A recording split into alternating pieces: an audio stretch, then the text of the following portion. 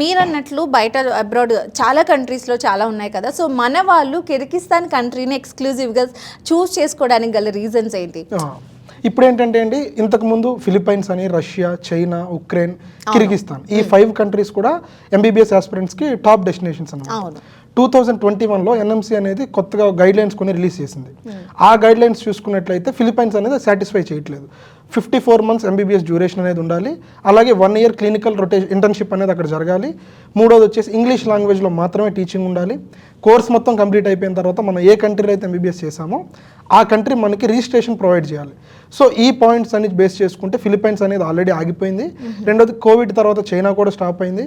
Ukraine war తర్వాత Ukraine కూడా stop అయింది. సో ఆ 5 లీడింగ్ డెస్టినేషన్స్లో స్టిల్ కిర్గిస్తాన్ అనేది కంటిన్యూ అవుతుంది.